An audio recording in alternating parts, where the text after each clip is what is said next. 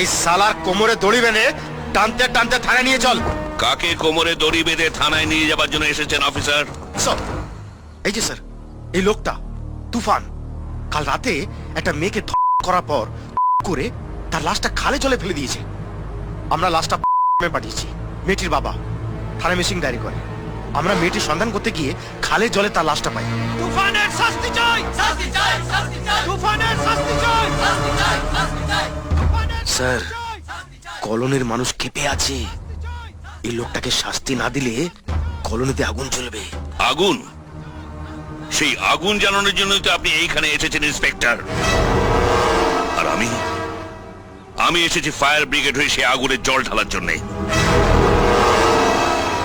ওরা সেটাই জেনেছে যেটা এতদিন আপনি ওদের বুঝিয়েছেন, আপনি ওদের দেখিয়েছেন।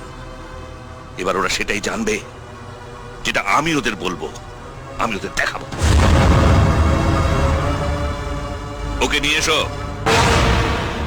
এই মেয়েটির লাশ তো আপনি পোস্টমর্টমে পাঠিয়েছেন, তাই না?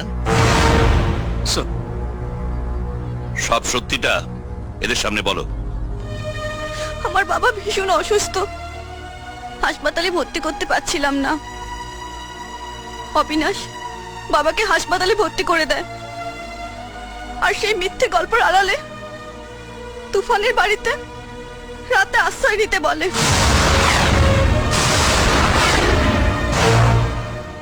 আমি মাঝরাতে বাড়িতে গিয়ে শাড়ি ব্লাউজ ছেড়ে থানায় গিয়ে দিয়ে আসি। আর উনি আমার বাবা নন, পার্টির লোক। আমি আমার বাবাকে বাঁচানোর জন্য এই নোংরা কাজটা করেছি। আমি এই অপরাধের জন্য আপনাদের কাছে ক্ষমা চাইছি। তুফানদার কোনো দোষ নেই। এতক্ষণ যাকে আপনারা অভিশাপ দিচ্ছিলেন, যার শাস্তির দাবি করছিলেন, জানেন তিনি কে? উনি হচ্ছেন সিবিআই ডিপার্টমেন্টের সবচেয়ে গ্লোরিয়াস অফিসার, আমাদের সবার গর্ব, তন্ময় সান্যাল ওরফে তুফান।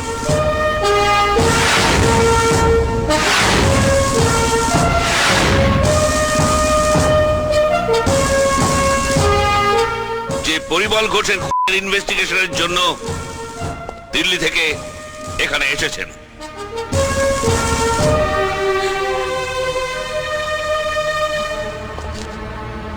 অবিনাশ মুখার্জির বড়ে হয়ে দাবার চালটা আপনি ভালোই খেলেছিলেন, কিন্তু খেয়াল করেননি আপনাকে খাবার জন্য ওই আড়াই চালের ঘোড়াও তৈরি আছে। ইন্সপেক্টর প্রতাপ মণ্ডল একজন পুলিশ অফিসার হয়ে আর একজন সিনিয়র অফিসারকে পাবলিকের সামনে অপদস্থ করার জন্য, তার বিরুদ্ধে মিথ্যে চার্জে তাকে ফাঁসানোর জন্য, পরিমল ঘোষের কেসটা চাপা দেওয়ার জন্য আপনাকে সাসপেন্ড করা হলো। Sir, Shut up!